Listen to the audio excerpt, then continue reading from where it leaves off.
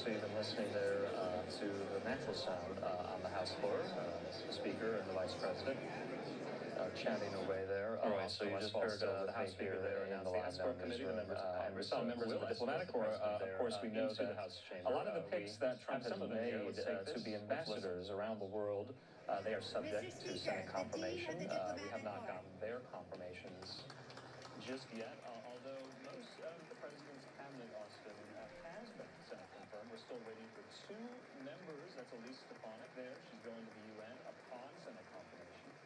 And Lori Chavez-Duremer, a former congresswoman herself, like Stefanik, going to the Labor Department. That confirmation hearing still to be scheduled here. All right, we have some more of these dignitaries coming into the chamber. Let's keep listening.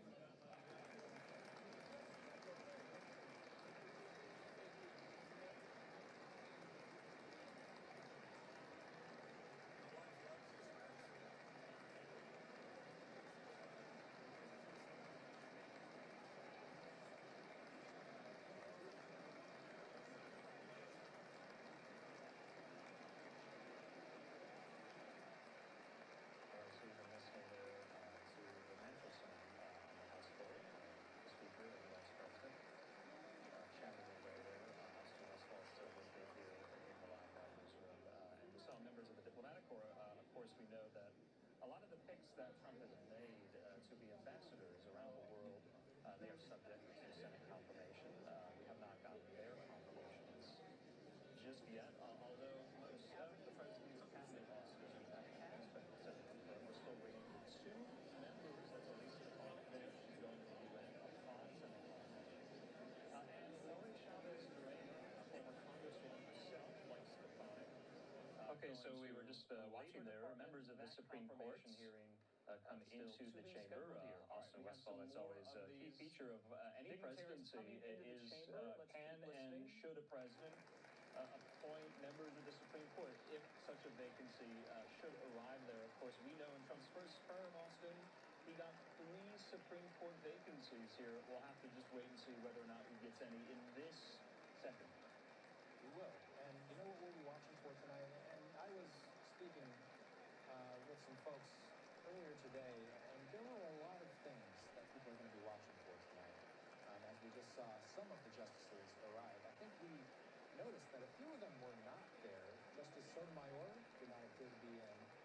And did we see any others missing?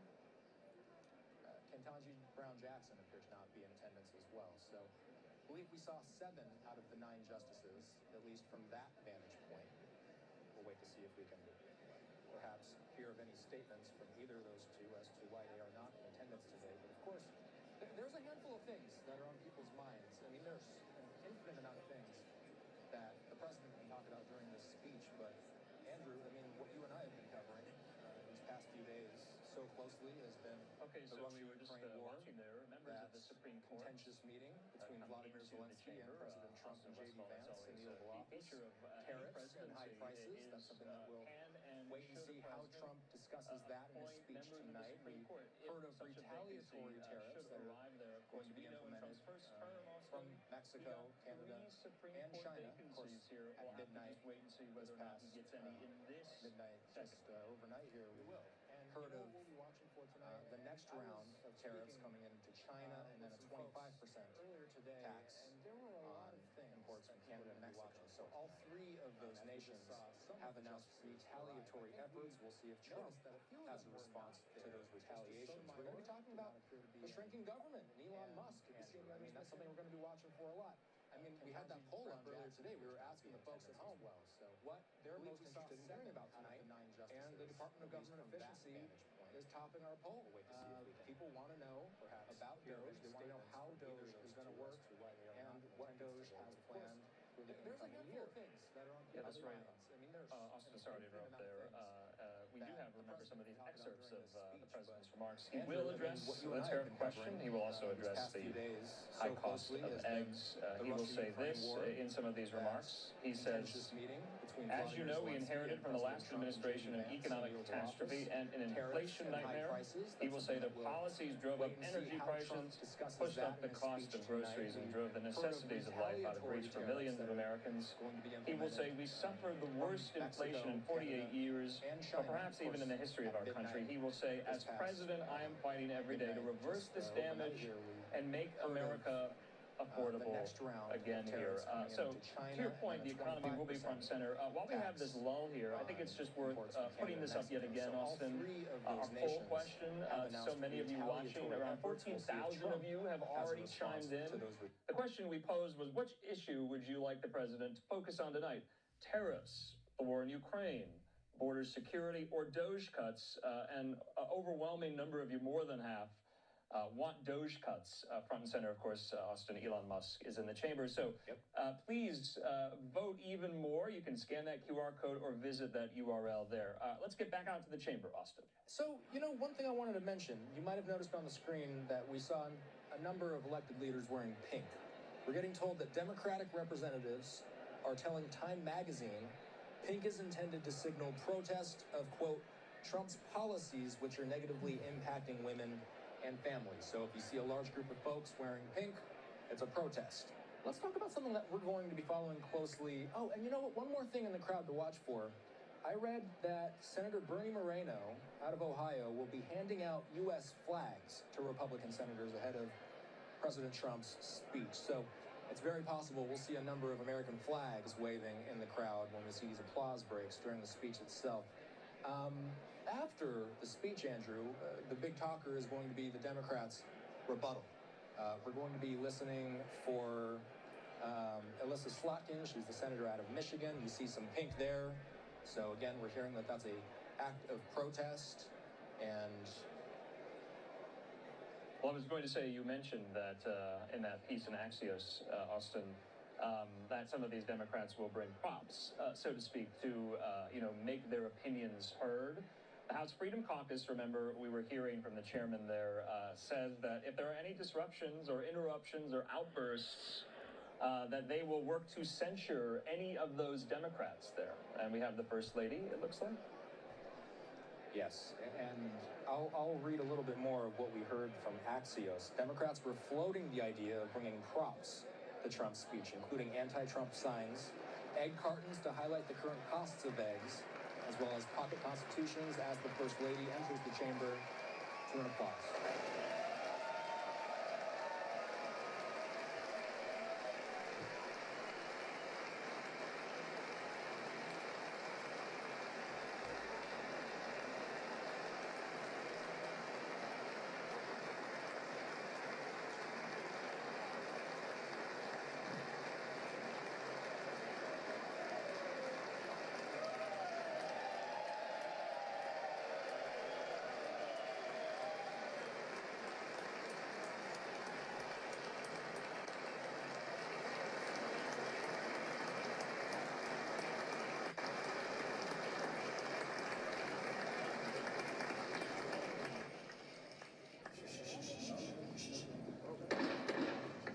Mr. Speaker, the President's Cabinet.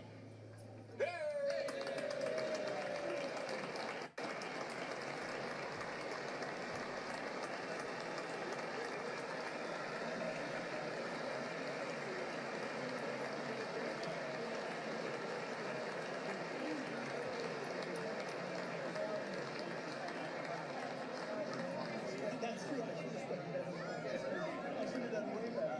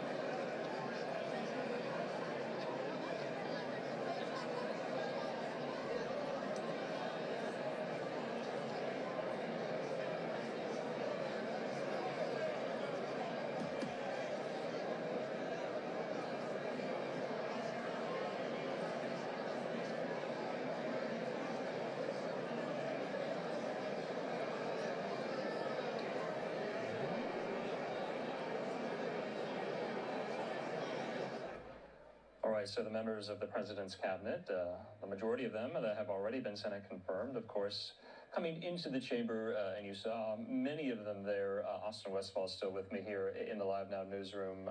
Austin, not many of the Supreme Court justices, to your point. We did see a number of them enter the chamber. We are hearing from the Hill that 4 Supreme Court justices are not in attendance. That includes Justices Clarence Thomas and Samuel Alito. They have not attended these speeches in more than a decade. Also passing are Justices Sonia Sotomayor and Neil Gorsuch. So beyond the 4 sitting justices in attendance today, retired Justice Anthony Kennedy is also in the chamber, according to the Hill. So it should be any moment now, Andrew. We've just watched the president's cabinet enter the room. We see the VP and the Speaker of the House sitting there, and we will watch them over Trump's shoulder as he gives this address. There's Tulsi Gabbard and Chip Roy. Keep playing a game of RFK Jr. And we're going to continue watching as this group mingles together until we eventually hear the president announced. And then he will flood through the chamber, he'll shake a lot of hands. That's right. And the speech will get underway. Yeah, this is going to be the last time you see Austin and myself on camera. We just want to let these scenes breathe there on the House floor. We'll have a lot of reaction, a lot of analysis after the speech itself. We've been reading to you some of the excerpts of what President Trump is going to say there. Back out live on the House floor, we brought you also the news that VA Secretary Doug Collins will be the designated survivor tonight. We've been talking about the issues in this last hour of what the president might touch on and highlight. And remember, just 43 days in office there in his second term, his non-consecutive term. And Austin, you and I were discussing the inauguration and the run-up to that. That's really the last time we've heard from President Trump, at least in this building right here that was in the Capitol Rotunda, because it was just too cold, remember, to have the inauguration outside. It was somewhat packed in there, hundreds of people in the rotunda, and now you're watching these scenes on the House floor, and many of the cabinet secretaries, they are in the building too. We don't know how long this speech is going to last, and I should mention too that don't go anywhere after the speech is over, because we're not only hearing from President Trump tonight. After a speech to a joint session of Congress like this, the opposing party gives their rebuttal to what the president says. So in this case, Democratic Senator Elissa Slotkin out of Michigan. She's been selected as the up-and-comer who will be giving the televised rebuttal. Again, we don't know exactly when that's going to happen. We just go with the flow. As soon as Trump ends his speech, we will be watching for Slotkin. That will be televised. Usually, they give this type of duty to a young up-and-comer within the party. We have heard that top Democrats, including Minority Leader Chuck Schumer and House Minority Leader Hakeem Jeffries, have said that Slotkin's reputation and skills have been commendable. Schumer also called her a rising star in the party. Jeffries says that she will, quote, deliver a comprehensive and clear-eyed response to the issues, including cost of living, Social Security, and Medicaid. She, as you see on your screen there, was a U.S. representative in Michigan for 6 years. She just won out and won her Senate seat from, she beat out Mike Rogers in this past election cycle. She's a former CIA analyst and Defense Department official. In Holly, Michigan. She was called to service, by the way, from the terrorist attacks on September 11th. On Slotkin's second day of graduate school in New York City, it drove her career toward national security, and now she will be delivering the Democratic rebuttal, Andrew, to tonight's speech. Yeah, that's right. Just getting to the Senate. She's only been there a couple of months. Remember the outgoing retiring Senator Debbie Stabenow. That was her seat. Slotkin beat Rogers for it. Remember, there's going to be an open Senate seat in Michigan in 2026 as well, Austin. And we'll see if Rogers takes another crack at it there with outgoing Senator Gary Peters. In the meantime here, you're still watching the House floor. We are waiting for President Trump's arrival into the chamber. Everyone seems to be set in place now. You're about to listen to the Sergeant at Arms there, and here we go. Mr. Speaker, the President of the United States.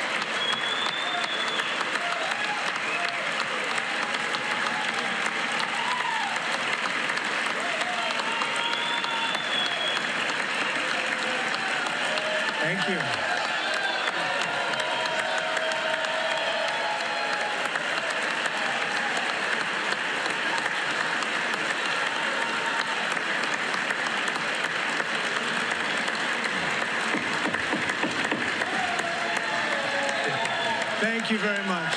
Thank you very much. It's a great honor. Thank you very much. Speaker Johnson, Vice President Vance, the First Lady of the United States,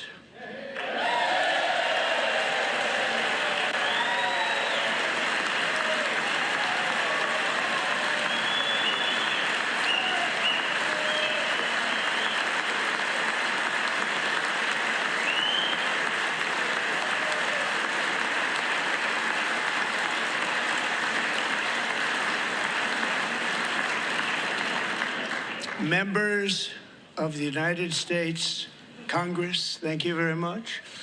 And to my fellow citizens, America is back.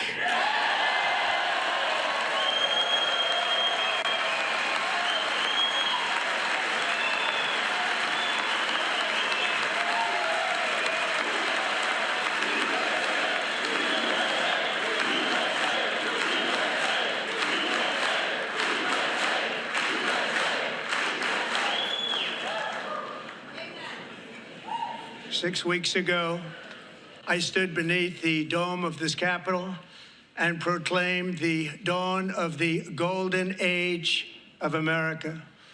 From that moment on, it has been nothing but swift and unrelenting action to usher in the greatest and most successful era in the history of our country. We have accomplished more in 43 days than most administrations accomplished in 4 years or 8 years, and we are just getting started.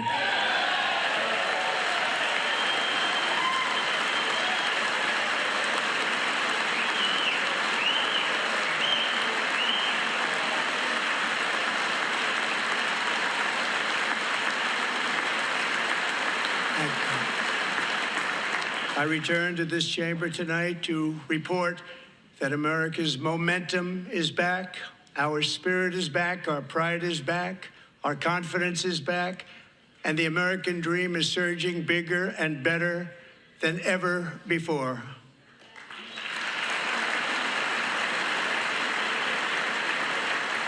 The American dream is unstoppable, and our country is on the verge of a comeback, the likes of which the world has never witnessed and perhaps will never witness again. There's never been anything like it. The presidential election of November 5th was a mandate like has not been seen in many decades. We won all 7 swing states, giving us an electoral college victory of 312 votes.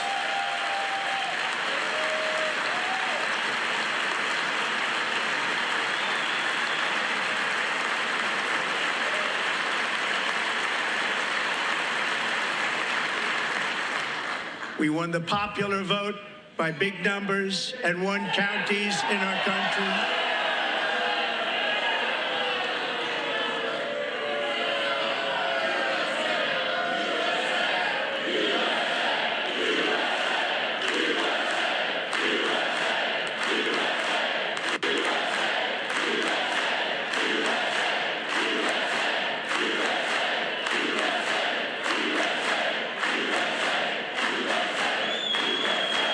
And won counties in our country, 2,700 to 525, on a map that reads almost completely red for Republican.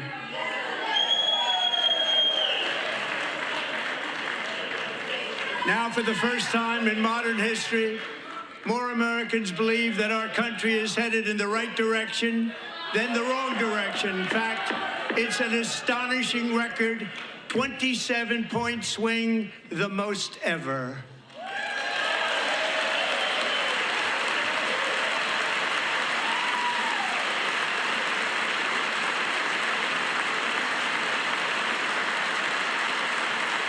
Likewise, small business optimism saw its single largest one-month gain ever recorded, a 41-point jump.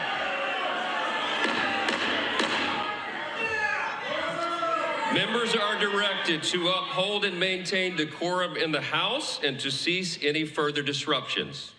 That's your warning.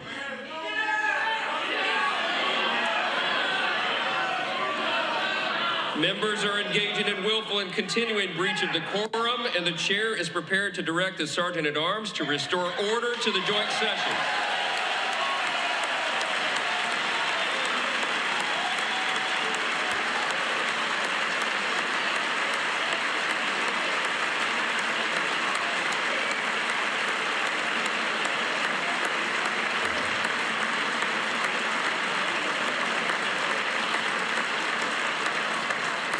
Mr. Green, take your seat. Take your seat, sir. Take your seat. Finding that members continue to engage in willful and concerted disruption of proper decorum, the chair now directs the Sergeant-at-Arms to restore order. Remove this gentleman from the chamber.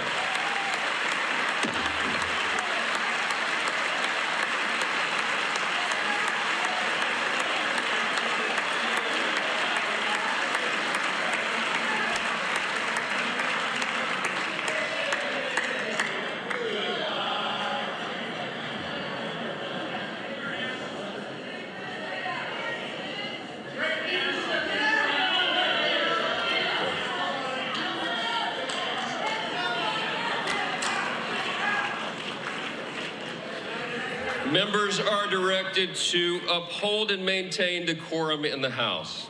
Mr. President, you continue. Thank you.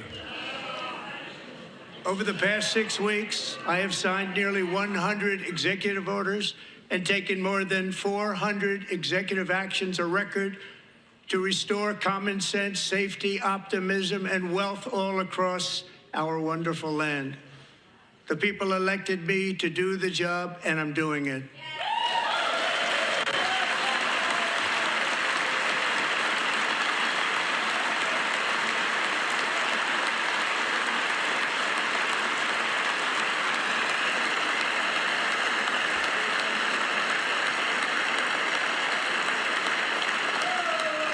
In fact, it has been stated by many that the first month of our presidency, it's our presidency, is the most successful in the history of our nation. By many.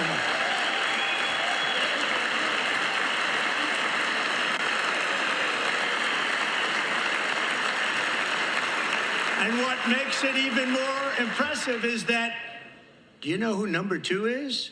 George Washington. How about that? How about that? I don't know about that list, but we'll take it.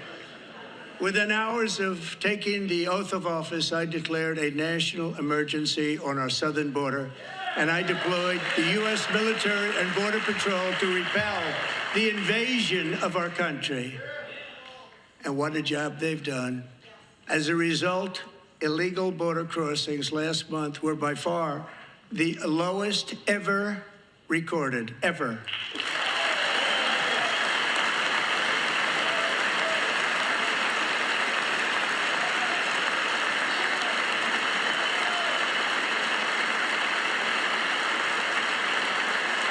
They heard my words and they chose not to come. Much easier that way. In comparison, under Joe Biden, the worst president in American history, there were hundreds of thousands of illegal crossings a month, and virtually all of them, including murderers, drug dealers, gang members, and people from mental institutions and insane asylums, were released into our country. Who would want to do that? This is my 5th such speech to Congress. And once again, I look at the Democrats in front of me, and I realize there is absolutely nothing I can say to make them happy or to make them stand or smile or applaud. Nothing I can do.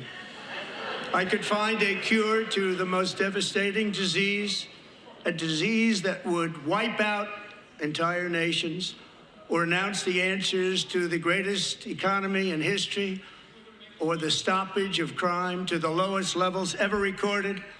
And these people sitting right here will not clap, will not stand, and certainly will not cheer for these astronomical achievements. They won't do it, no matter what. Five times I've been up here.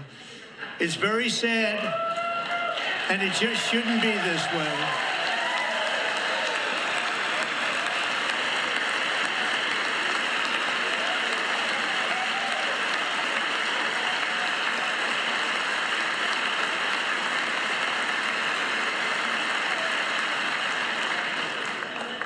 So Democrats sitting before me, for just this one night, why not join us in celebrating so many incredible wins for America? For the good of our nation, let's work together and let's truly make America great again.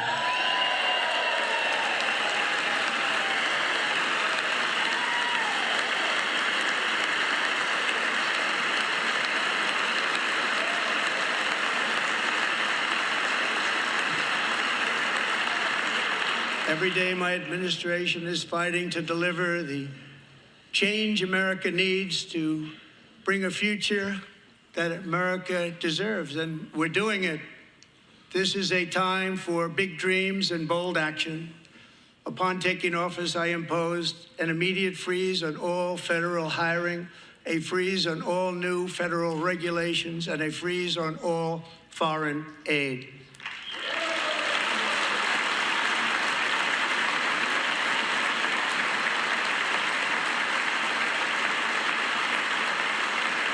I terminated the ridiculous Green New Scam. I withdrew from the unfair Paris Climate Accord, which was costing us trillions of dollars that other countries were not paying. I withdrew from the corrupt World Health Organization.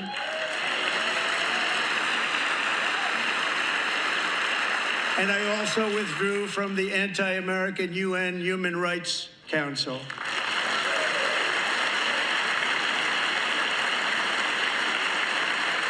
We ended all of Biden's environmental restrictions that were making our country far less safe and totally unaffordable.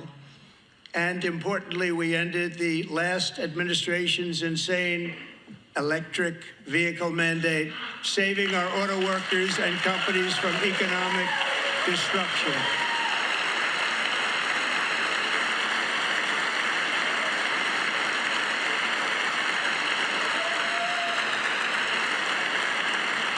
To unshackle our economy, I have directed that for every one new regulation, 10 old regulations must be eliminated, just like I did in my very successful first term.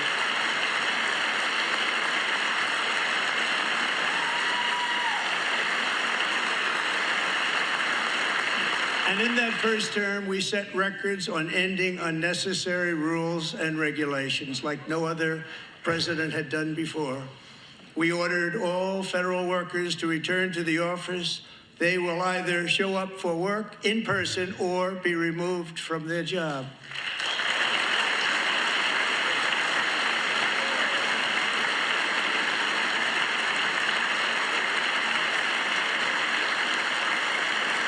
And we've ended weaponized government where, as an example, a sitting president is allowed to viciously prosecute his political opponent, like me. How did that work out? Not too good. Not too good.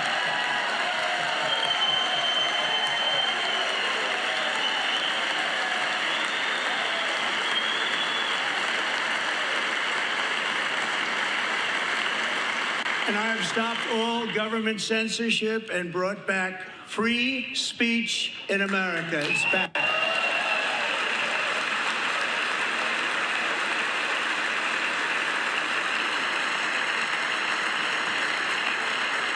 And 2 days ago, I signed an order making English the official language of the United States of America.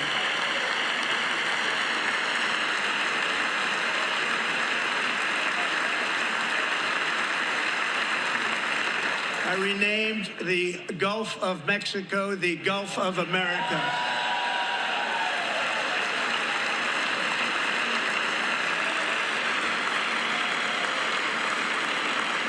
And likewise, I renamed, for a great president, William McKinley, Mount McKinley again. Beautiful Alaska. We love Alaska. We've ended the tyranny of so-called diversity, equity, and inclusion policies all across the entire federal government and indeed the private sector and our military. And our country will be woke no longer.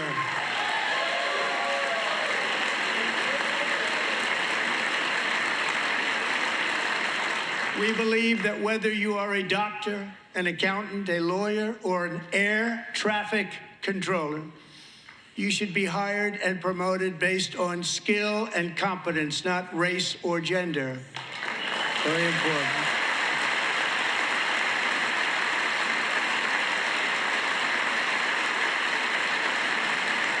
You should be hired based on merit. And the Supreme Court, in a brave and very powerful decision, has allowed us to do so. Thank you. Thank you very much. Thank you. We have removed the poison of critical race theory from our public schools, and I signed an order making it the official policy of the United States government that there are only two genders, male and female.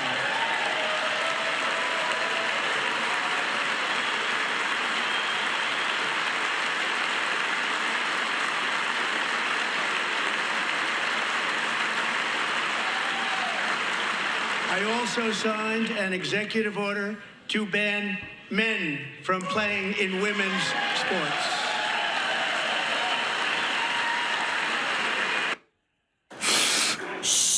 Hi there.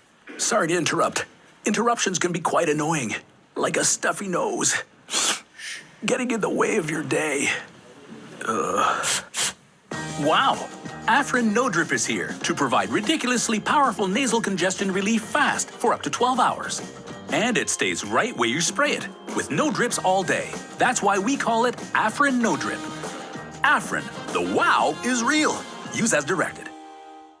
Paralyzing her right side and ending her athletic career. It was a shot like she's never seen before. She's never seen anything like it. Peyton is here tonight in the gallery, and Peyton, from now on, schools will kick the men off the girls' team, or they will lose all federal funding.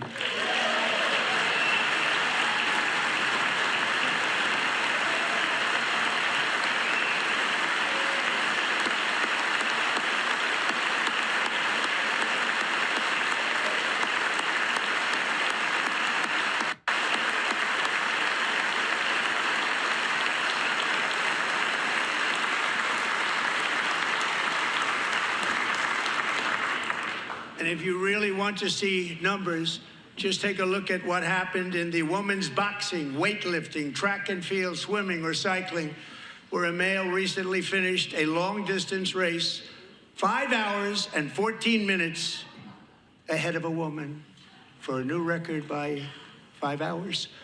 Broke the record by 5 hours. It's demeaning for women, and it's very bad for our country. We're not going to put up with it any longer.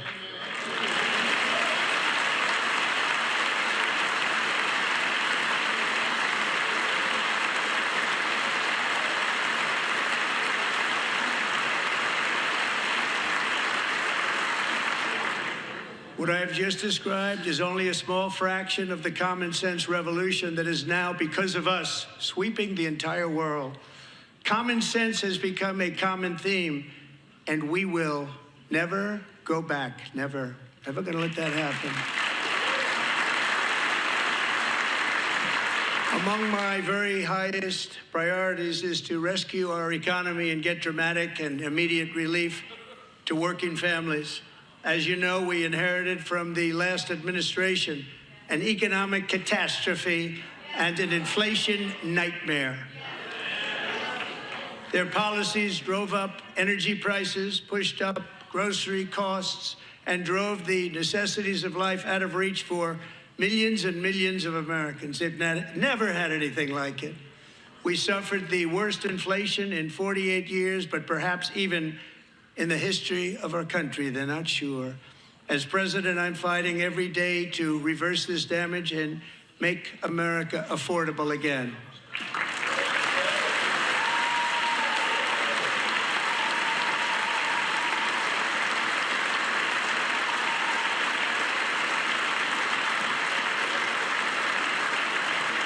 Joe Biden especially let the price of eggs get out of control. The egg price is out of control. And we're working hard to get it back down. Secretary, do a good job on that. You inherited a total mess from the previous administration. Do a good job.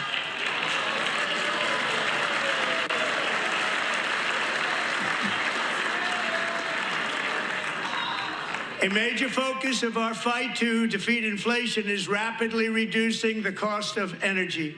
The previous administration cut the number of new oil and gas leases by 95%, slowed pipeline construction to a halt, and closed more than 100 power plants. We are opening up many of those power plants right now.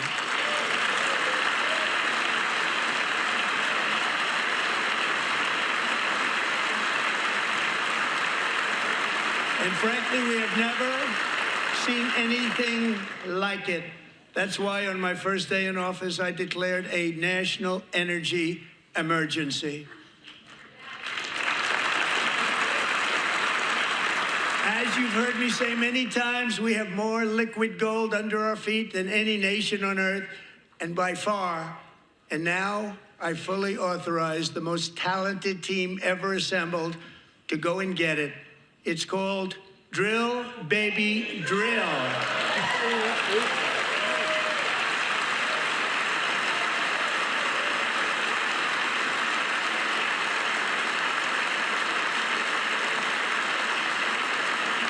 My administration is also working on a gigantic natural gas pipeline in Alaska, among the largest in the world, where Japan, South Korea, and other nations want to be our partner with investments of trillions of dollars each. There's never been anything like that one. It will be truly spectacular. It's all set to go. The permitting is gotten. And later this week, I will also take historic action to dramatically expand production of critical minerals and rare earths here in the USA.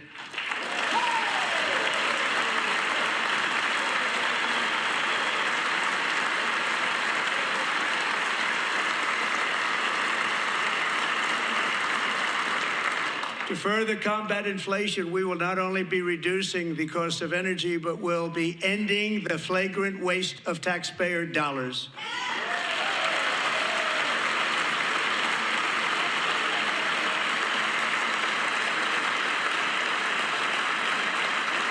And to that end, I have created the brand new Department of Government Efficiency, DOGE.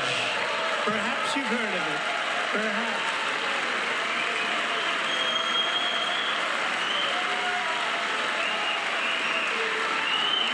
Which is headed by Elon Musk, who is in the gallery tonight.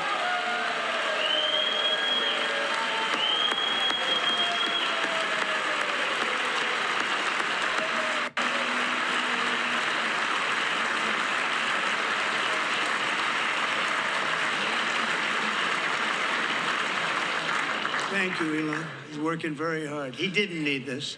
He didn't need this. Thank you very much. We appreciate it. Everybody here, even this side, appreciates it, I believe. They just don't want to admit that.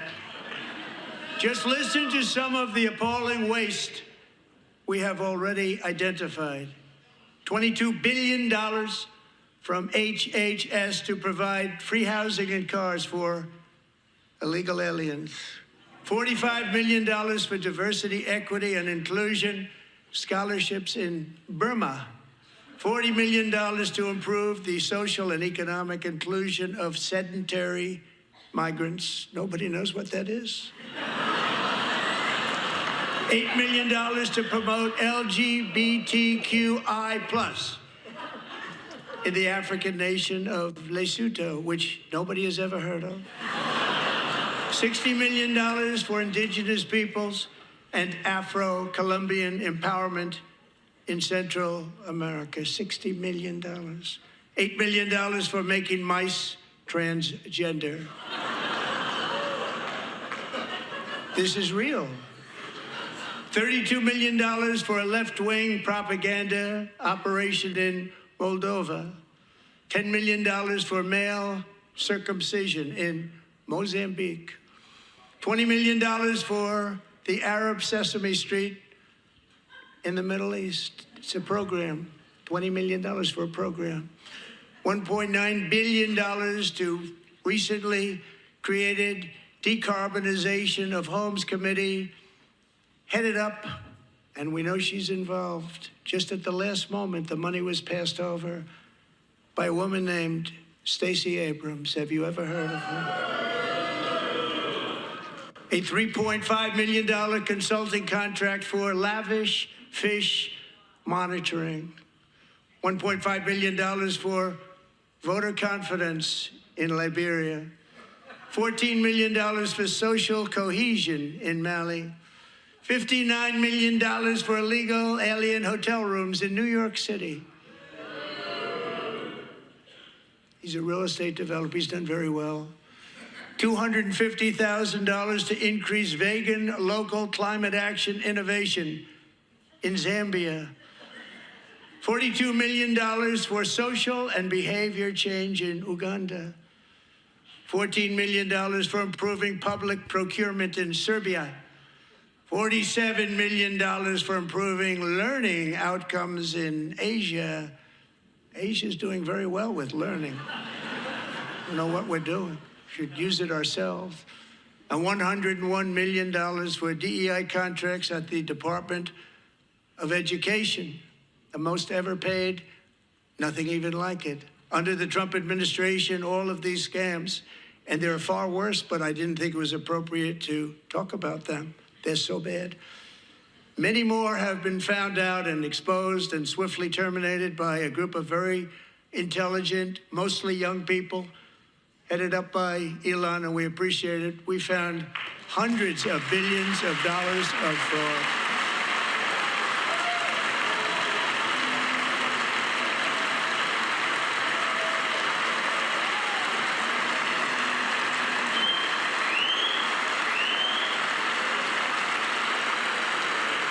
And we've taken back the money and reduced our debt to fight inflation and other things. Taken back a lot of that money. We got it just in time. This is just the beginning. The Government Accountability Office, a federal government office, has estimated annual fraud of over $500 billion in our nation, and we are working very hard to stop it. We're going to. We're also identifying shocking levels of incompetence and probable fraud in the Social Security program for our seniors, and that our seniors and people that we love rely on. Believe it or not, government databases list 4.7 million Social Security members from people aged 100 to 109 years old. It lists 3.6 million people from ages 110 to 119. I don't know any of them. I know some people that are rather elderly, but not quite that elderly. 3.47 million people from ages 120 to 129. 3.9 million people from ages 130 to 139. 3.5 million people from ages 140 to 149. And money is being paid to many of them, and we're searching right now. In fact, Pam, good luck. Good luck. You're going to find it. But a lot of money is paid out to people because it just keeps getting paid, and nobody does, and it really hurts Social Security and hurts our country. 1.3 million people from ages 150 to 159, and over 130,000 people, according to the Social Security databases are age over 160 years old. We have a healthier country than I thought, Bobby.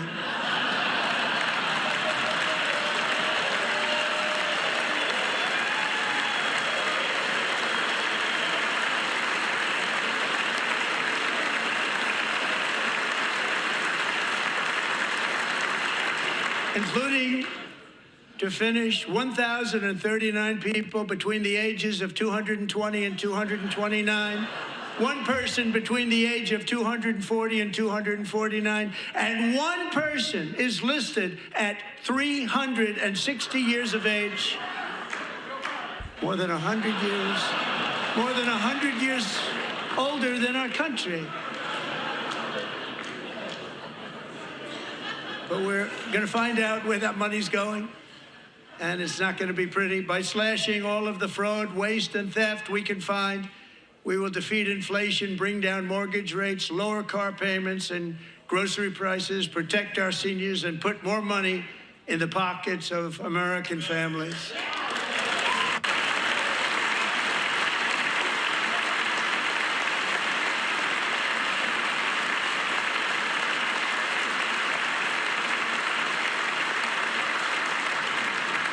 And today, interest rates took a beautiful drop, big, beautiful drop. It's about time.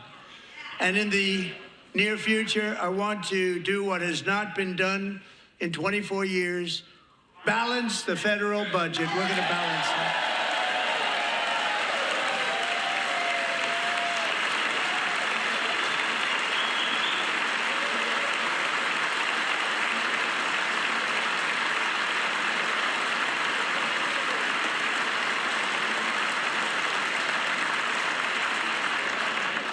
With that goal in mind, we have developed in great detail what we are calling the Gold Card, which goes on sale very, very soon.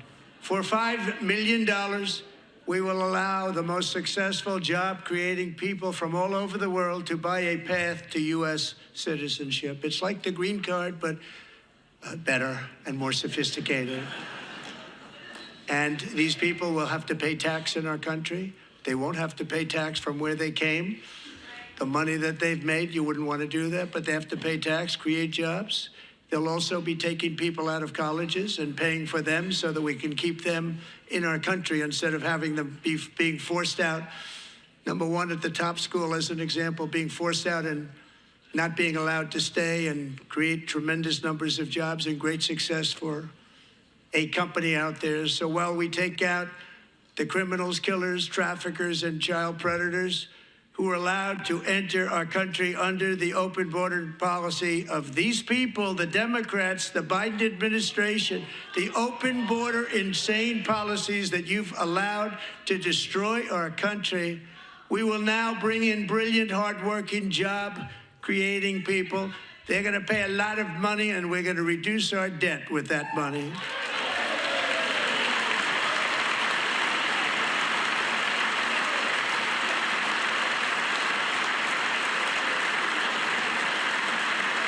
Americans have given us a mandate for bold and profound change. For nearly 100 years, the federal bureaucracy has grown until it has crushed our freedoms, ballooned our deficits, and held back America's potential in every possible way. The nation founded by pioneers and risk-takers now drowns under millions and millions of pages of regulations and debt. Approvals that should take 10 days to get instead take 10 years, 15 years, and even 20 years before you're rejected. Meanwhile, we have hundreds of thousands of federal workers who have not been showing up to work. My administration will reclaim power from this unaccountable bureaucracy, and we will restore true democracy to America again.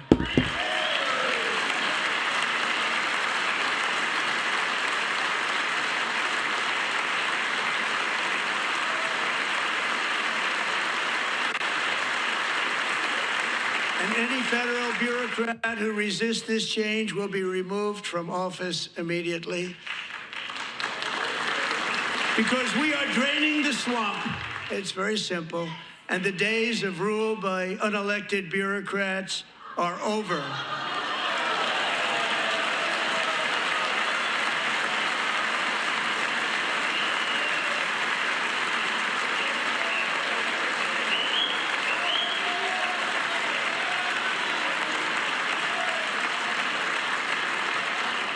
And the next phase of our plan to deliver the greatest economy in history is for this Congress to pass tax cuts for everybody. They're in there, they're waiting for you to vote. And I'm sure that the people on my right, I don't mean the Republican right, but my right here, I'm sure you're going to vote for those tax cuts, because otherwise I don't believe the people will ever vote you into office. So I'm doing you a big favor by telling you that. But I know this group is going to be voting for the tax cut.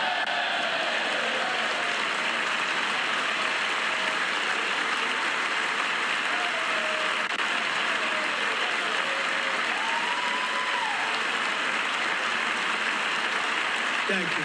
It's a very, very big part of our plan. We had tremendous success in our first term with it. A very big part of our plan. We're seeking permanent income tax cuts all across the board. And to get urgently needed relief to Americans hit especially hard by inflation, I'm calling for no tax on tips, no tax on overtime, and no tax on Social Security benefits for our great seniors.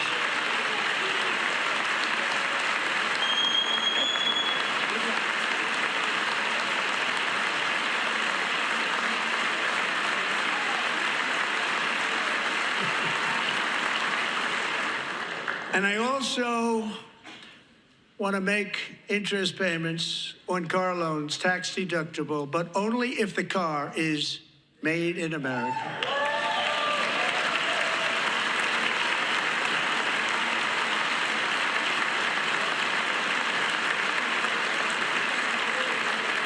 And by the way, we're going to have growth in the auto industry like nobody's ever seen. Plants are opening up all over the place. Deals are being made.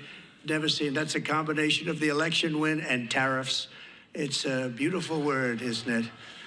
That, along with our other policies, will allow our auto industry to absolutely boom. It's going to boom. Spoke to the majors today, all three, the top people, and they're so excited. In fact, already numerous car companies have announced that they will be building massive automobile plants in America, with Honda just announcing a new plant in Indiana, one of the largest anywhere in the world.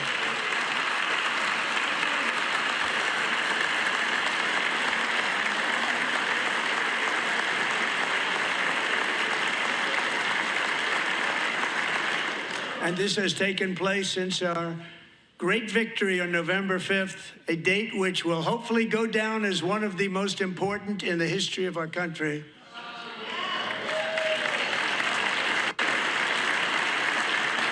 In addition, as part of our tax cuts, we want to cut taxes on domestic production and all manufacturing.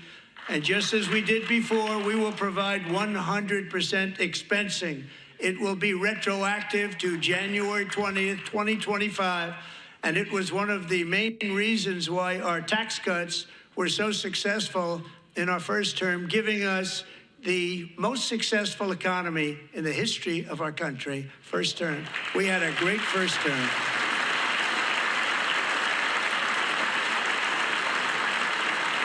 If you don't make your product in America, however, under the Trump administration, you will pay a tariff, and in some cases, a rather large one. Other countries have used tariffs against us for decades, and now it's our turn to start using them against those other countries. On average, the European Union, China, Brazil, India, Mexico, and Canada, have you heard of them? And countless other nations charge us tremendously higher tariffs than we charge them. It's very unfair.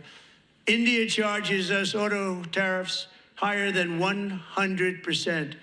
China's average tariff on our products is twice what we charge them. And South Korea's average tariff is 4 times higher. Think of that, 4 times higher.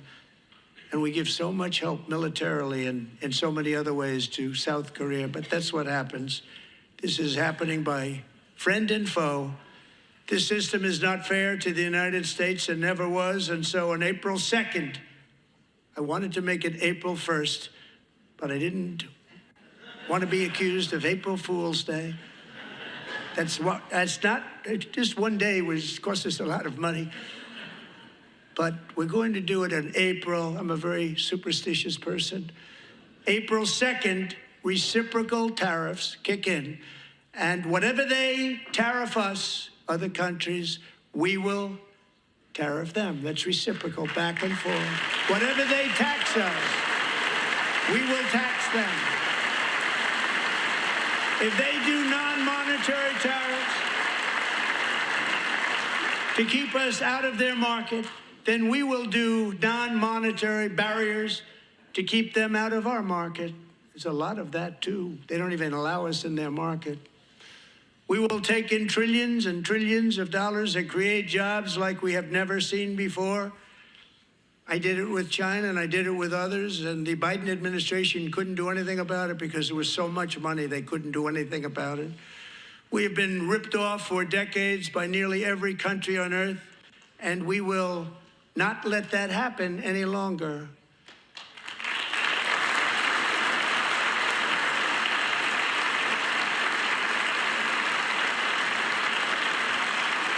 Much has been said over the last 3 months about Mexico and Canada, but we have very large deficits with both of them. But even more importantly, they've allowed fentanyl to come into our country at levels never seen before, killing hundreds of thousands of our citizens and many very young, beautiful people, destroying families.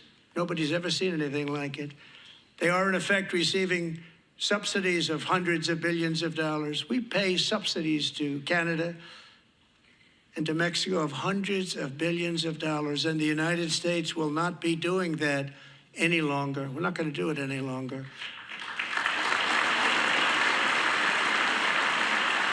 Thanks to our America First policies we're putting into place, we have had $1.7 trillion of new investment in America in just the past few weeks. The combination of the election and our economic policies that people of SoftBank, one of the most brilliant anywhere in the world, announced a $200 billion investment. OpenAI and Oracle, Larry Ellison, announced $500 billion investment, which they wouldn't have done if Kamala had won. Apple announced $500 billion investment. Tim Cook called me. He said, I cannot spend it fast enough. It's going to be much higher than that, I believe. They'll be building their plants here instead of in China. And just yesterday, Taiwan Semiconductor, the biggest in the world, most powerful in the world, has a tremendous amount, 97% of the market, announced a $165 billion investment to build the most powerful chips on earth right here in the USA.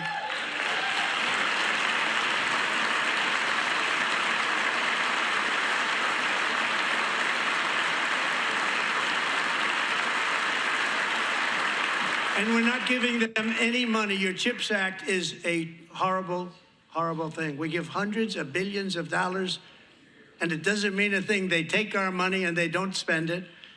All that meant to them, we're giving them no money. All that was important to them was they didn't want to pay the tariffs, so they came and they're building, and many other companies are coming. We don't have to give them money. We just want to protect our businesses and our people, and they will come because they won't have to pay tariffs if they build in America. So it's very amazing. You should get rid of the CHIP Act, and whatever's left over, Mr. Speaker, you should use it to reduce debt or any other reason you want to.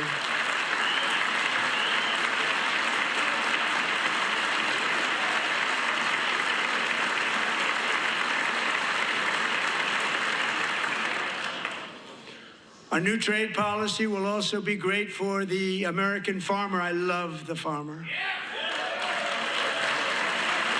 Who will now be selling into our home market, the USA, because nobody is going to be able to compete with you. Because those goods that come in from other countries and companies, they're really in a bad position in so many different ways. They're uninspected. They may be very dirty and disgusting, and they come in and they pour in, and they hurt our American farmers. The tariffs will go on agricultural product coming into America, and our farmers, starting on April 2nd, it may be a little bit of an adjustment period. We had that before when I made the deal with China, $50 billion of purchases, and I said, just bear with me, and they did. They did. Probably have to bear with me again, and this will be even better. That was great. The problem with it was that Biden didn't enforce it. He didn't enforce it. $50 billion of purchases, and we were doing great, but Biden did not enforce it, and it hurt our farmers. But our farmers are going to have a field day right now. So to our farmers, have a lot of fun. I love you too. I love you too. It's all going to happen.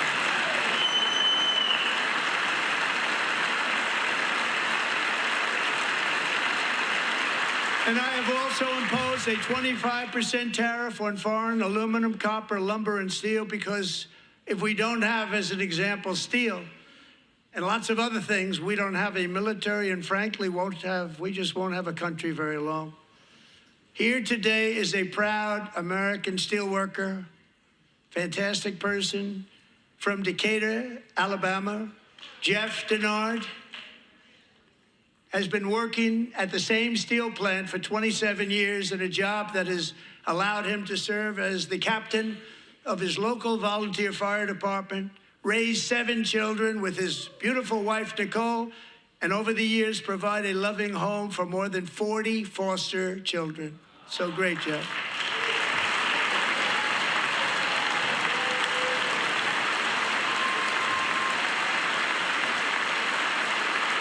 Thank you, Jeff.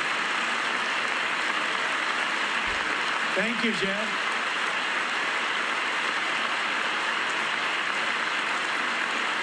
Stories like Jeff's remind us that tariffs are not just about protecting American jobs. They're about protecting the soul of our country. Tariffs are about making America rich again and making America great again, and it's happening, and it will happen rather quickly. There'll be a little disturbance, but we're okay with that. It won't be much. No, you're not. Oh. And look where Biden took us. Very low, the lowest we've ever been. Jeff, I want to thank you very much. And I also want to recognize another person who has devoted herself to foster care community. She works so hard on it. A very loving person, our magnificent First Lady of the United States.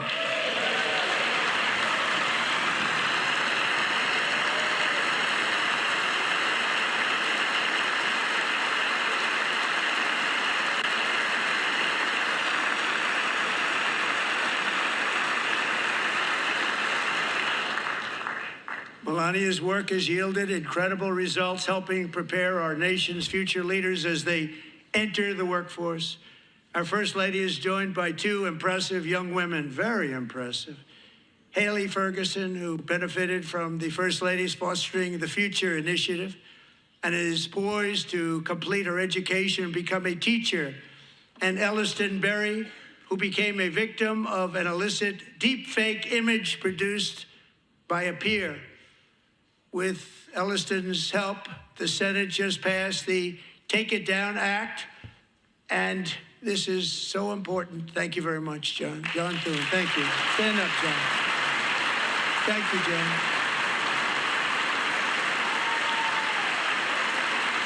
Thank you all very much.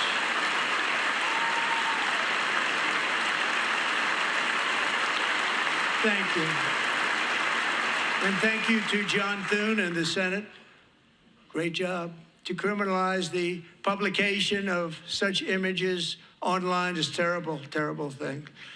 And once it passes the House, I look forward to signing that bill into law. Thank you.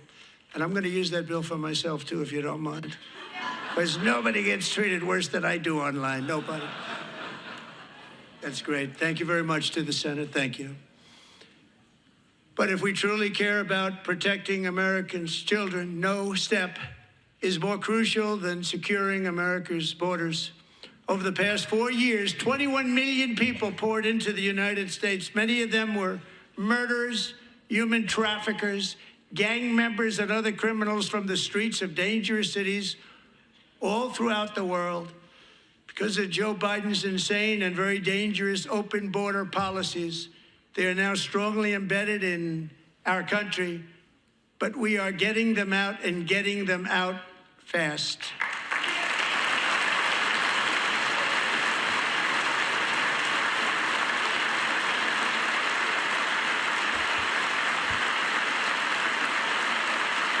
And I want to thank Tom Homan and Christy. I want to thank you and Paul of Border Patrol. I want to thank you. What a job they've all done. Everybody, Border Patrol, ICE, law enforcement in general is incredible. We have to take care of our law enforcement. Have to.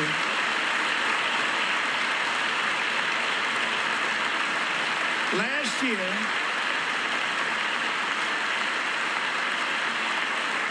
a brilliant 22-year-old nursing student named Laken Riley, the best in her class, admired by everybody, went out for a jog on the campus of the University of Georgia. That morning, Laken was viciously attacked, assaulted, beaten, brutalized, and horrifically murdered. Laken was stolen from us by a savage illegal alien gang member who was arrested while trespassing across Biden's open southern border and then set loose into the United States under the heartless policies of that failed administration. It was indeed a failed administration. He had then been arrested and released in a Democrat-run sanctuary city, a disaster, before ending the life of this beautiful young angel. With us this evening are Laken's beloved mother, Allison, and her sister, Lauren.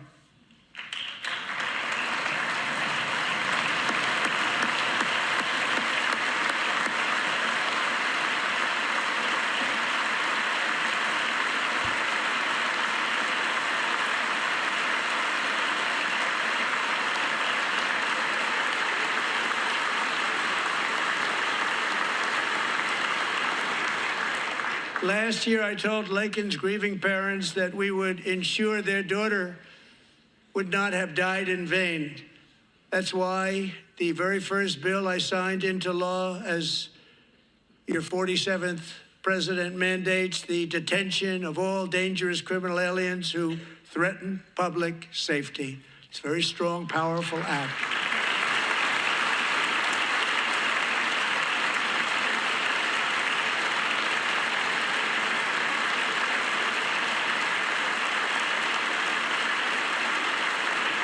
It's called the Laken-Riley Act. So Allison and Lauren, America will never, ever forget our beautiful Laken Hope Riley.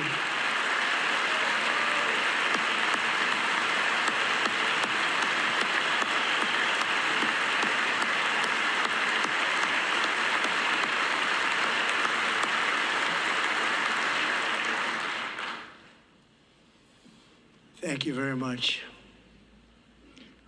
Since taking office, my administration has launched the most sweeping border and immigration crackdown in American history, and we quickly achieved the lowest numbers of illegal border crossers ever recorded. Thank you.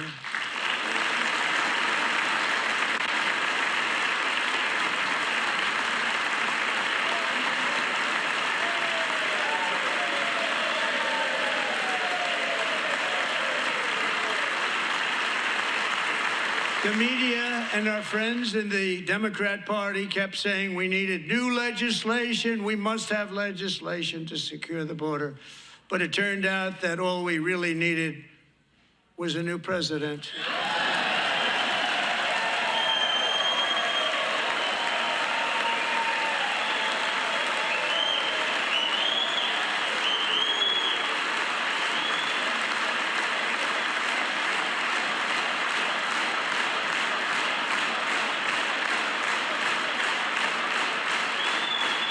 Thank you. Joe Biden didn't just open our borders, he flew illegal aliens over them to overwhelm our schools, hospitals, and communities throughout the country. Entire towns like Aurora, Colorado, and Springfield, Ohio, buckled under the weight of the migrant occupation and corruption like nobody's ever seen before. Beautiful towns destroyed. Now, just as I promised in my inaugural address, we are achieving the great liberation of America.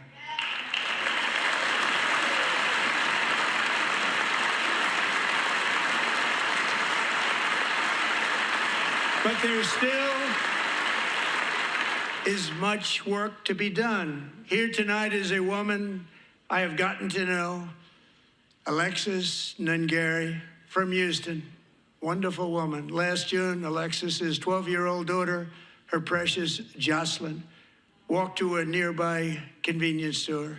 She was kidnapped, tied up, assaulted for 2 hours under a bridge, and horrifically murdered.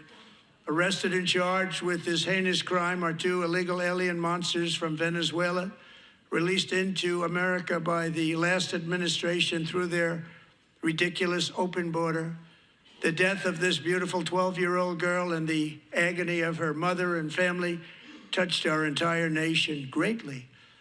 Alexis, I promised that we would always remember your daughter, your magnificent daughter, and earlier tonight, I signed an order keeping my word to you. One thing I have learned about Jocelyn is that she loved animals so much. She loved nature. Across Galveston Bay, from where Jocelyn lived in Houston, you will find a magnificent national wildlife refuge, a pristine, peaceful, 34,000-acre sanctuary for all of God's creatures on the edge of the Gulf of America. Alexis, moments ago, I formally renamed that refuge in loving memory of your beautiful daughter, Jocelyn. So, Mr. Vice President, if you would, may I have the order?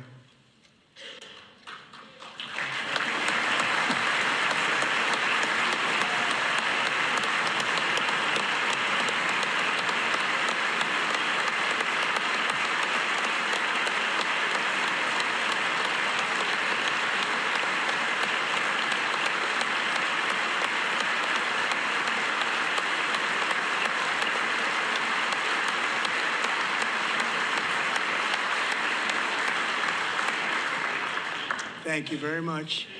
All three savages charged with Jocelyn and Lakin's murders were members of the Venezuelan prison gang, the toughest gang, they say, in the world, known as Tren de Aragua.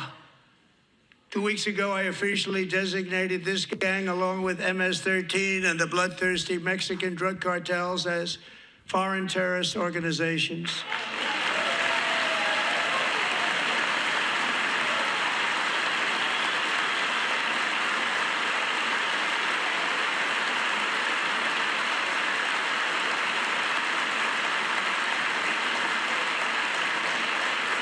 They are now officially in the same category as ISIS, and that's not good for them.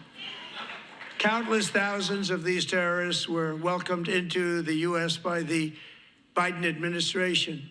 But now every last one will be rounded up and forcibly removed from our country, or, if they're too dangerous, put in jails, standing trial in this country, because we don't want them to come back ever.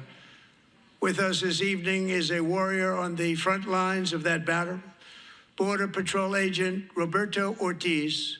Great guy.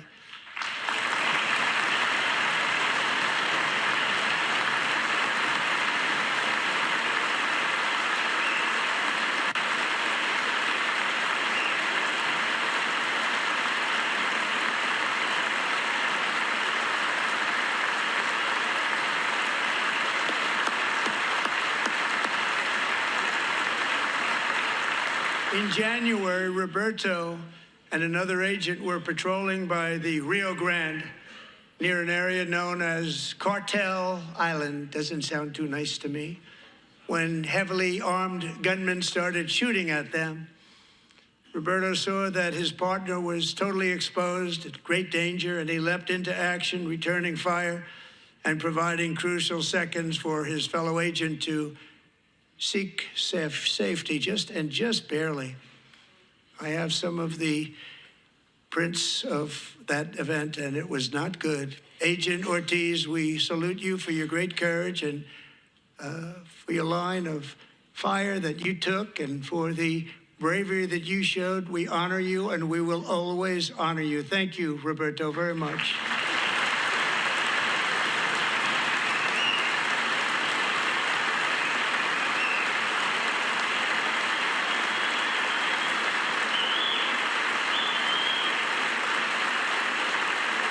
Thank you, Roberto. And I actually got to know him on my many calls to the border. He's a great gentleman.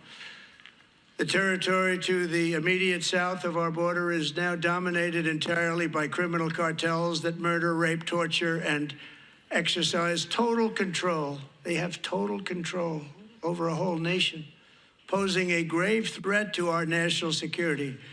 The cartels are waging war on America, and it's time for America to wage war on the cartels, which we are doing.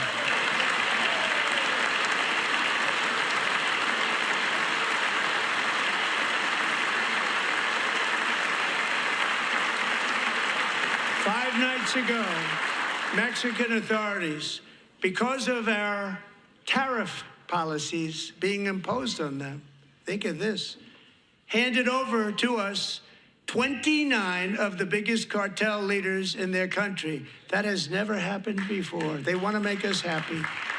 First time ever. But we need Mexico and Canada to do much more than they've done, and they have to stop the fentanyl and drugs pouring into the USA. They're going to stop it.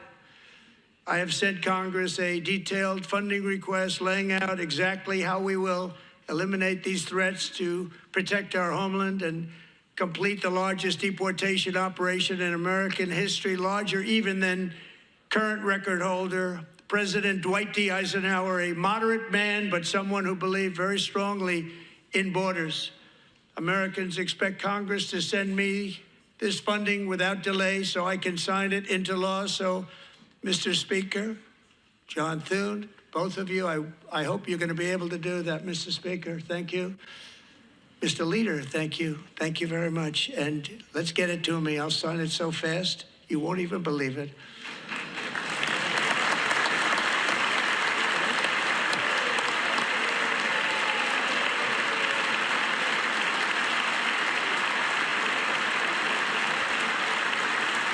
And as we reclaim our sovereignty, we must also bring back law and order to our cities and towns.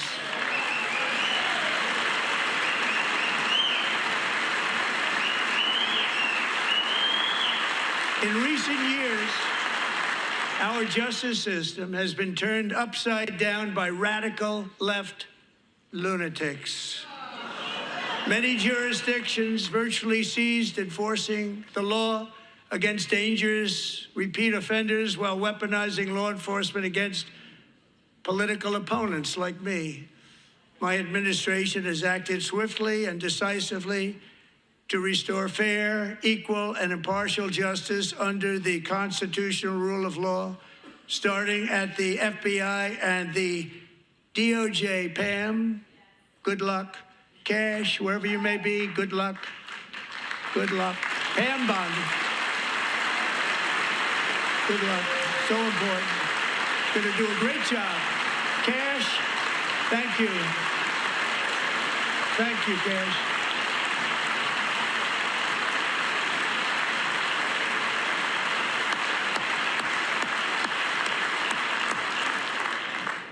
They've already started very strong. They're going to do a fantastic job. You're going to be very proud of them. We're also once again giving our police officers the support, protection, and respect they so dearly deserve. They have to get it. They have such a hard, dangerous job, but we're going to make it less dangerous. The problem is the bad guys don't respect the law, but they're starting to respect it, and they soon will respect it. This also includes our great fire departments throughout the country. Our firemen and women are unbelievable people, and I will never forget them.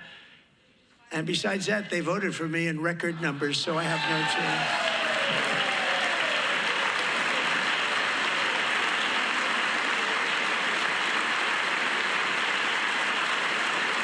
1 year ago this month, 31-year-old New York police officer Jonathan Diller, unbelievably wonderful person and a great officer, was gunned down at a traffic stop on Long Island. I went to his funeral. The vicious criminal charged with his murder had 21 prior arrests, and they were rough arrests, too. He was a real bad one. The thug in the seat next to him had 14 prior arrests and went by the name of Killer. He was Killer. He killed other people, they say, a lot of them. I attended Officer Diller's service, and when I met his wife and one-year-old son, Ryan, it was very inspirational, actually. His widow's name is Stephanie, and she is here tonight. Stephanie, thank you very much, Stephanie. Thank you very much.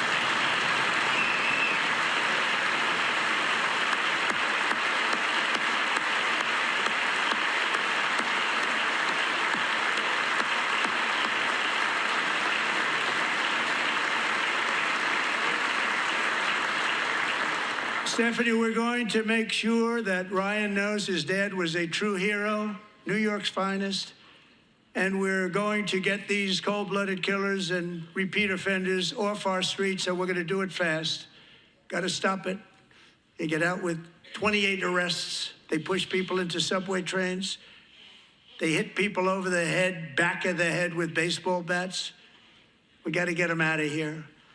I've already signed an executive order requiring a mandatory death penalty for anyone who murders a police officer. And tonight I'm asking Congress to pass that policy into permanent law.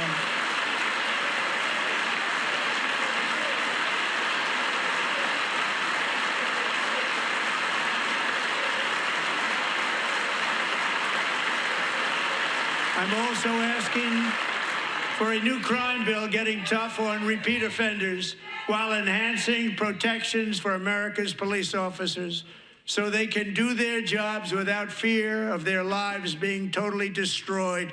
They don't want to be killed. We're not going to let them be killed. Joining us in the gallery tonight is a young man who truly loves our police. His name is DJ Daniel. He is 13 years old, and he has always dreamed of becoming a police officer.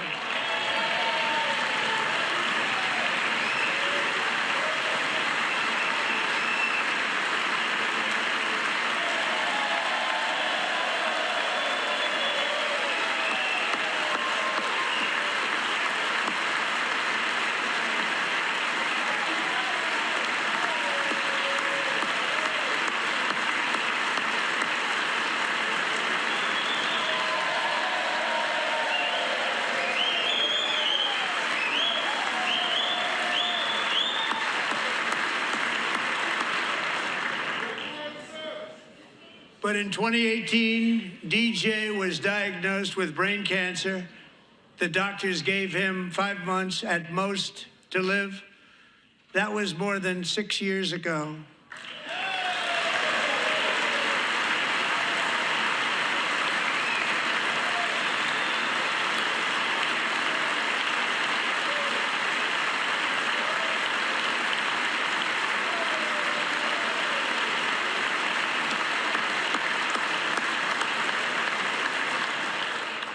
Since that time, DJ and his dad have been on a quest to make his dream come true, and DJ has been sworn in as an honorary law enforcement officer, actually a number of times. The police love him, the police departments love him.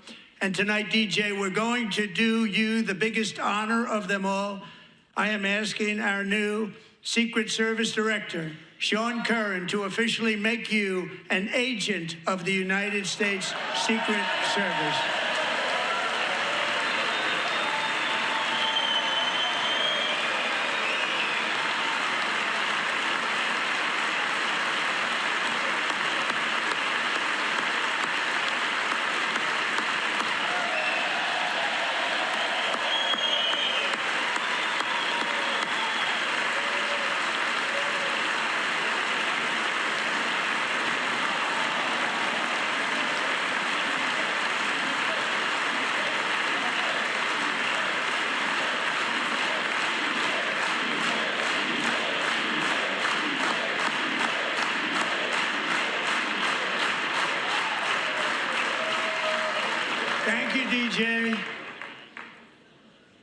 DJ's doctors believe his cancer likely came from a chemical he was exposed to when he was younger. Since 1975, rates of child cancer have increased by more than 40%. Reversing this trend is one of the top priorities for our new presidential commission to make America healthy again, chaired by our new Secretary of Health and Human Services, Robert F. Kennedy, Jr.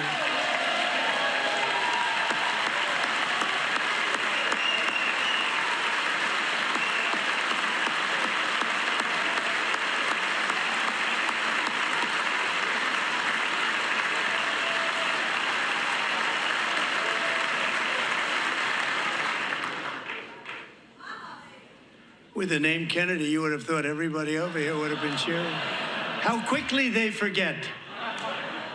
Our goal is to get toxins out of our environment, poisons out of our food supply, and keep our children healthy and strong. As an example, not long ago, and you can't even believe these numbers, 1 in 10,000 children had autism, 1 in 10,000. And now it's 1 in 36. There's something wrong, 1 in 36, think of that. So we're gonna find out what it is, and there's nobody better than Bobby and all of the people that are working with you. You have the best to figure out what is going on. Okay, Bobby, good luck. It's a very important job, thank you.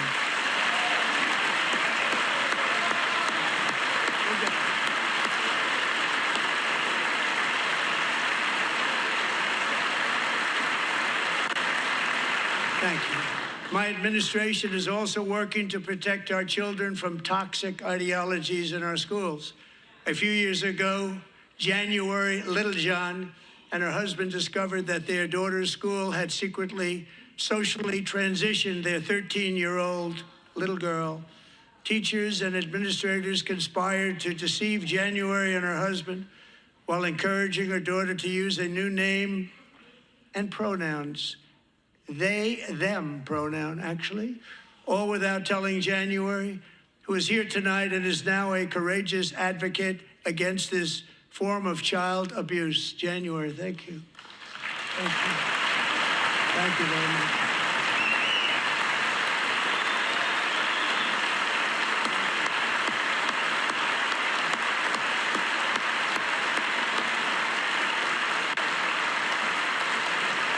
Thank you.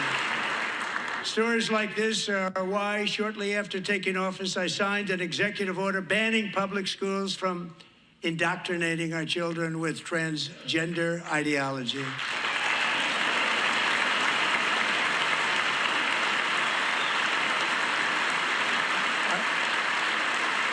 I also signed an order to cut off all taxpayer funding to any institution that engages in the sexual mutilation of our youth.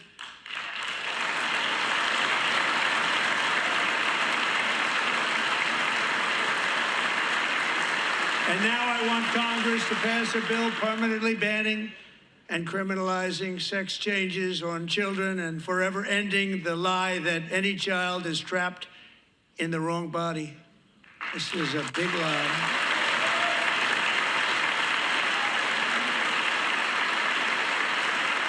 And our message to every child in America is that you are perfect exactly the way God made you.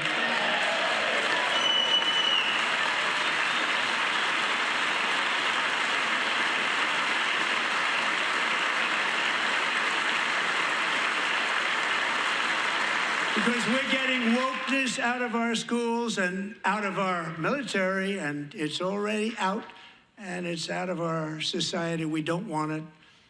Wokeness is trouble. Wokeness is bad. It's gone. It's gone.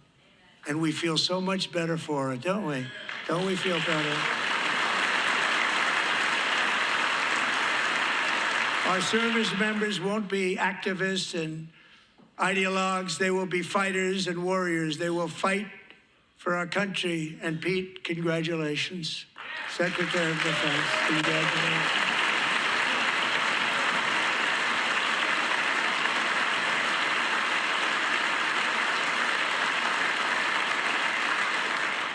And he's not big into the woke movement, I can tell you. I know him well. I am pleased to report that in January, the U.S. Army had its single best recruiting month in 15 years, and that all armed services are having among the best recruiting results ever in the history of our services. What a difference.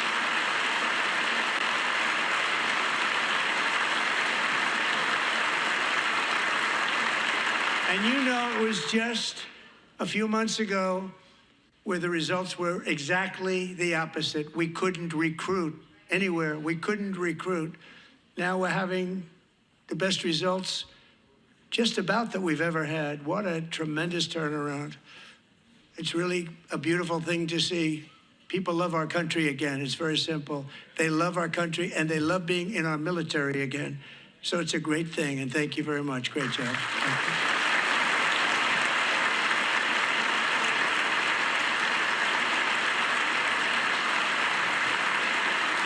We're joined tonight by a young man, Jason Hartley, who knows the weight of that call of duty. Jason's father, grandfather, and great-grandfather all wore the uniform. Jason tragically lost his dad, who was also a Los Angeles County Sheriff's deputy when he was just a boy, and now he wants to carry on the family legacy of service. Jason is a senior in high school, a six-letter varsity athlete, a really good athlete, they say, a brilliant student with a 4.46, that's good, GPA. And his greatest dream is to attend the U.S. Military Academy at West Point.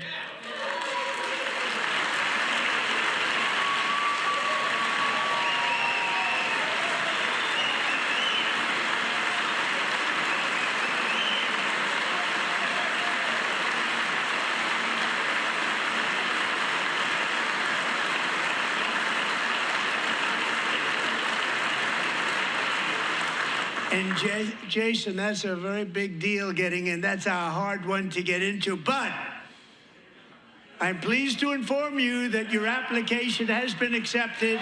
You will soon be joining the Corps of Cadets.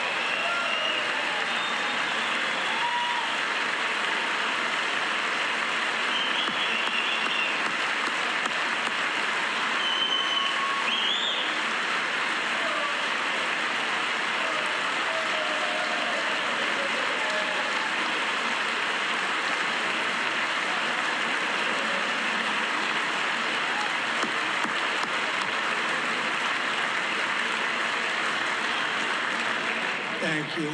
Jason, you're going to be on the long gray line, Jason. As Commander-in-Chief, my focus is on building the most powerful military of the future.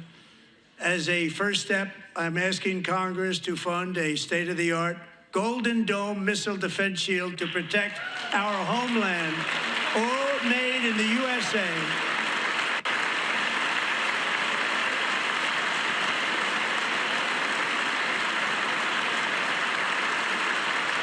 Ronald Reagan wanted to do it long ago, but the technology just wasn't there, not even close. But now we have the technology. It's incredible, actually.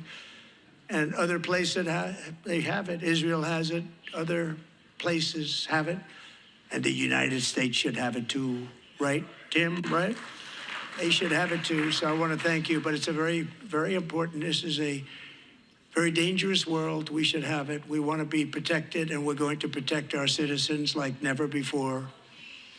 To boost our defense industrial base, we are also going to resurrect the American shipbuilding industry, including commercial shipbuilding and military shipbuilding.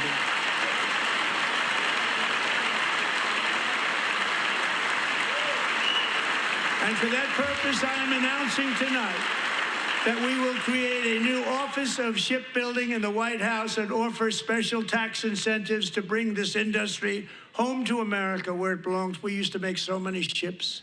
We don't make them anymore very much, but we're going to make them very fast, very soon. It will have a huge impact. To further enhance our national security, my administration will be reclaiming the Panama Canal, and we've already started doing it.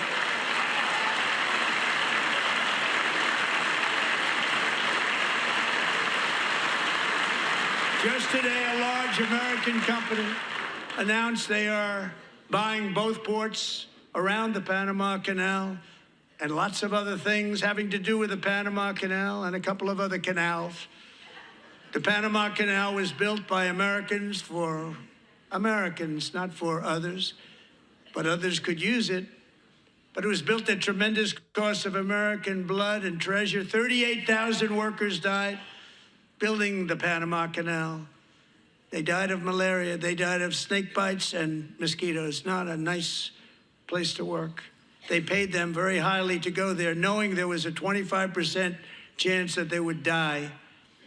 The most expensive project also that was ever built in our country's history, if you bring it up to modern day costs. It was given away by the Carter administration for $1, but that agreement has been violated very severely. We didn't give it to China.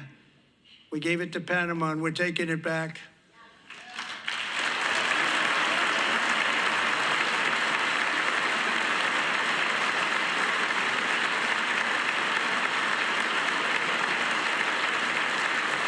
And we have Marco Rubio in charge. Good luck, Marco. Now, we know who to blame if anything goes wrong. Marco's been amazing, and he's going to do a great job. Think of it, he got 100 votes. You know, he was approved with actually 99, but the 100th was this gentleman, and I feel very certain. So let's assume he got 100 votes. And I'm either very, very happy about that or I'm very concerned about it. But he's already proven. I mean, he's a great gentleman. He's respected by everybody, and we appreciate you voting for Marco. He's going to do a fantastic job. Thank you. Thank you. He's doing a great job. Great job. And I also have a message tonight for the incredible people of Greenland. We strongly support your right to determine your own future. And if you choose, we welcome you into the United States of America. We need Greenland for national security and even international security, and we're working with everybody involved to try and get it. But we need it really for international world security. And I think we're going to get it. One way or the other, we're going to get it. We will keep you safe. We will make you rich, and together we will take Greenland to heights like you have never thought possible before. It's a very small population, but very, very large piece of land and very, very important for military security. America is once again standing strong against the forces of radical Islamic terrorism. 3.5 years ago, ISIS terrorists killed 13 American service members and countless others in the Abbey Gate bombing during the disastrous and incompetent withdrawal from Afghanistan. Not that they were withdrawing, it was the way they withdrew. Perhaps the most embarrassing moment in the history of our country. Tonight, I am pleased to announce that we have just apprehended the top terrorist responsible for that atrocity, and he is right now on his way here to face the swift sword of American justice.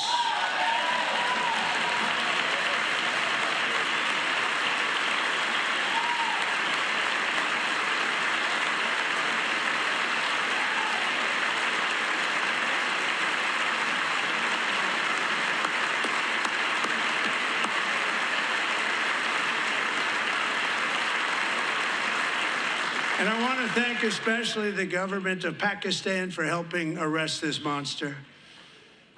This was a very momentous day for those 13 families who I actually got to know very well, most of them, whose children were murdered, and the many people that were so badly, over 42 people, so badly injured on that fateful day in Afghanistan. What a horrible day. Such incompetence was shown. That when Putin saw what happened, I guess he said, wow, maybe this is my chance. That's how bad it was. Should have never happened. Grossly incompetent people. I spoke to many of the parents and loved ones, and they're all in our hearts tonight. Just spoke to them on the phone. We had a big call. Every one of them called, and Everybody was on the line, and they did nothing but cry with happiness. They were very happy, as happy as you can be under those circumstances. Their child, brother, sister, son, daughter was killed for no reason whatsoever. In the Middle East, we're bringing back our hostages from Gaza. In my first term, we achieved one of the most groundbreaking peace agreements in generations, the Abraham Accords.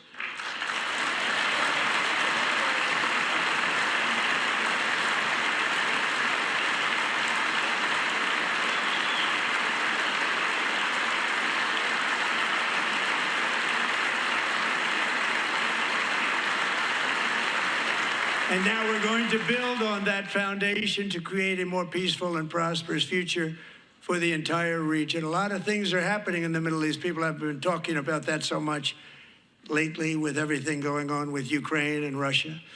But a lot of things are happening in the Middle East. It's a rough neighborhood, actually. I'm also working tirelessly to end the savage conflict in Ukraine. Millions of Ukrainians and Russians have been needlessly killed or wounded in this horrific and brutal conflict with no end in sight. The United States has sent hundreds of billions of dollars to support Ukraine's defense with no security, with no anything.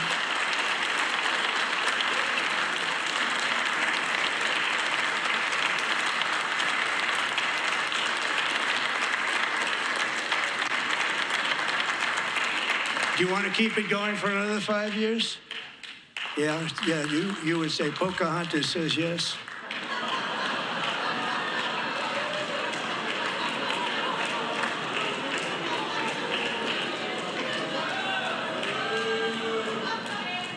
$2,000 people are being killed every single week. More than that. They're Russian young people. They're Ukrainian young people. They're not Americans. But I want it to stop. Meanwhile, Europe has sadly spent more money buying Russian oil and gas than they have spent on defending Ukraine, by far. Think of that. They've spent more buying Russian oil and gas than they have defending. And we've spent perhaps $350 billion, like taking candy from a baby. That's what happened. And they've spent $100 billion. What a difference that is. And we have an ocean separating us, and they don't. But we're getting along very well with them, and lots of good things are happening. Biden has authorized more money in this fight than Europe has spent by billions and billions of dollars. It's hard to believe that they wouldn't have stopped it and said, at some point, come on, let's equalize. You got to be equal to us. But that didn't happen. Earlier today, I received an important letter from President Zelensky of Ukraine. The letter reads, Ukraine is ready to come to the negotiating table as soon as possible to bring lasting peace closer. Nobody wants peace more than the Ukrainians, he said. My team and I stand ready to work under President Trump's strong leadership to get a peace that lasts. We do really value how much America has done to help Ukraine maintain its sovereignty and independence. Regarding the agreement on minerals and security, Ukraine is ready to sign it at any time that is convenient for you. I appreciate that he sent this letter, just got it a little while ago. Simultaneously, we've had serious discussions with Russia and have received strong signals that they are ready for peace. Wouldn't that be beautiful? Wouldn't that be beautiful?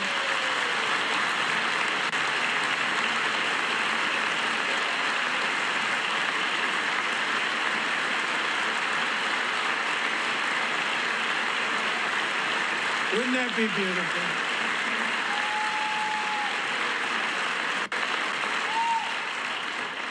It's time to stop this madness. It's time to halt the killing. It's time to end this senseless war. If you want to end wars, you have to talk to both sides. Nearly 4 years ago, amid rising tensions, a history teacher named Mark Fogel was detained in Russia and sentenced to 14 years in a penal colony. Rough stuff. The previous administration barely lifted a finger to help him. They knew he was innocent, but they had no idea where to begin. But last summer, I promised his 95-year-old mother, Malphine, that we would bring her boy safely back home. After 22 days in office, I did just that, and they are here tonight.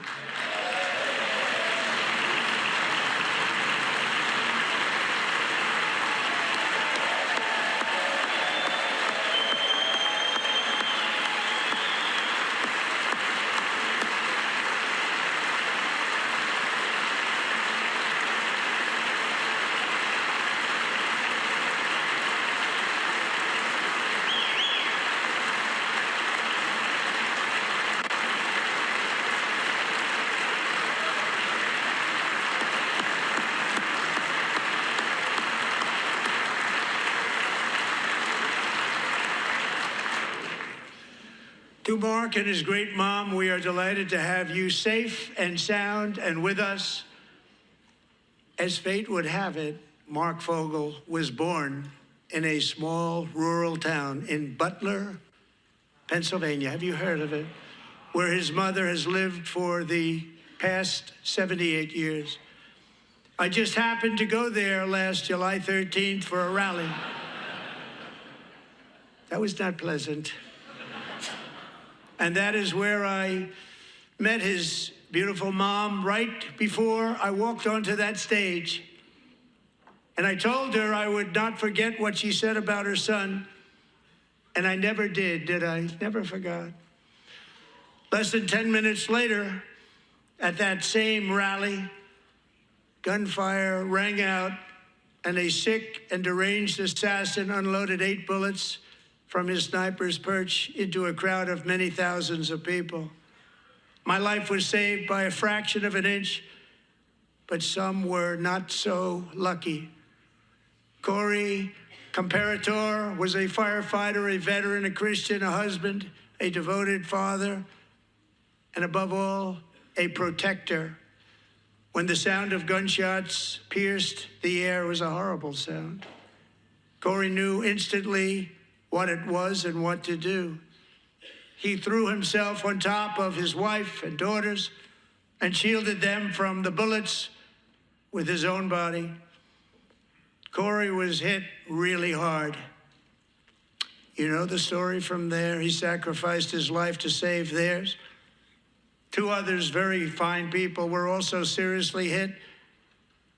But thankfully, with the help of 2 great country doctors, we thought they were gone and they were saved. So those doctors had great talent. We're joined by Corey's wife, Helen, who was his high school sweetheart, and their 2 beloved daughters, Allison and Kaylee. Thank you.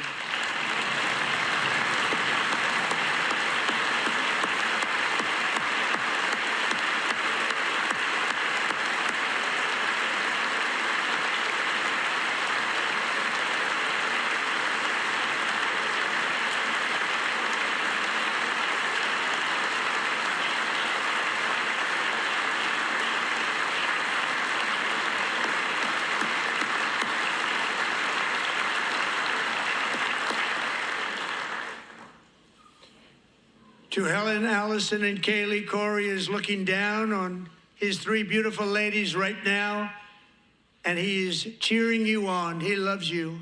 He is cheering you on.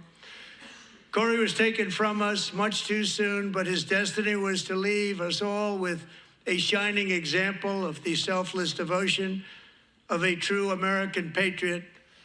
It was love like Corey's that built our country, and it's love like Corey's that is going to make our country more majestic than ever before. I believe that my life was saved that day in Butler for a very good reason. I was saved by God to make America great again. I believe that.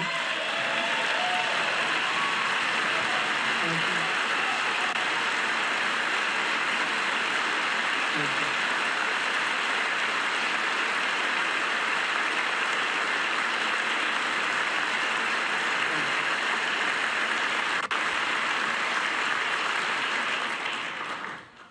Thank you. Thank you very much. From the patriots of Lexington and Concord to the heroes of Gettysburg and Normandy, from the warriors who crossed the Delaware to the trailblazers who climbed the Rockies, and from the legends who soared at Kitty Hawk to the astronauts who touched the moon, Americans have always been the people who defied all odds, transcended all dangers, made the most extraordinary sacrifices, and did whatever it took to defend our children, our country, and our freedom.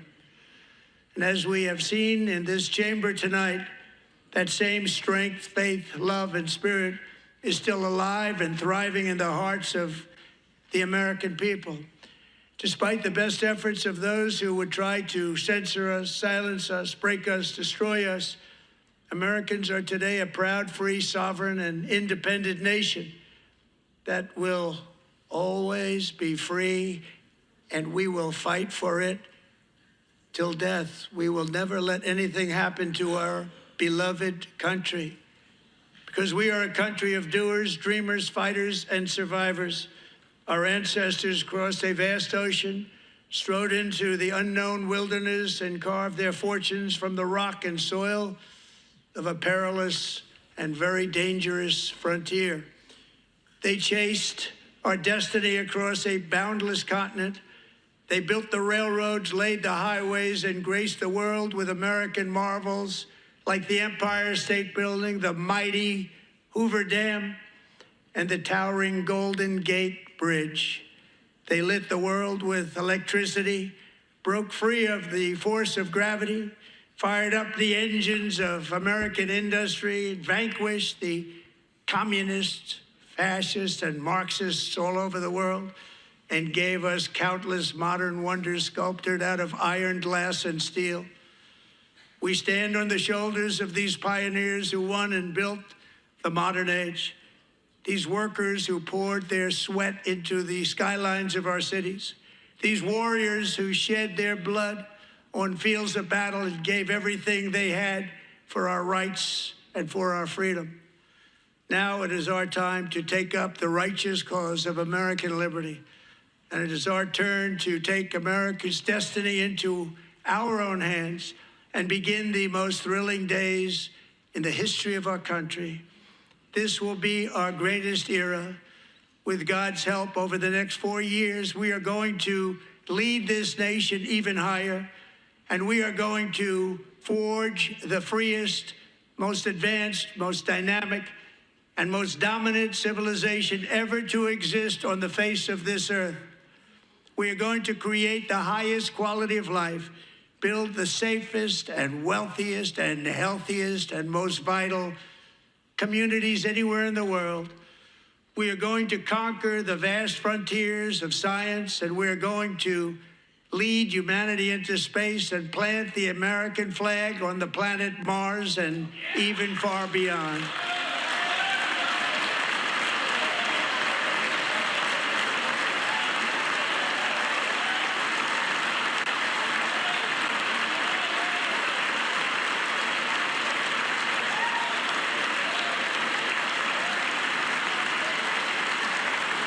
And through it all, we are going to rediscover the unstoppable power of the American spirit.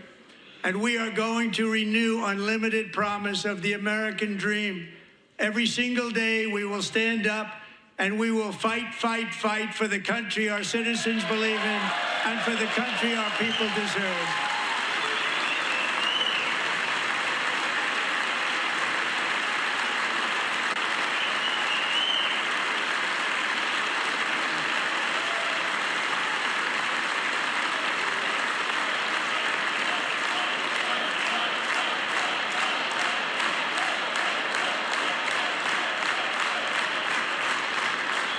My fellow Americans, get ready for an incredible future, because the golden age of America has only just begun. It will be like nothing that has ever been seen before. Thank you, God bless you, and God bless America.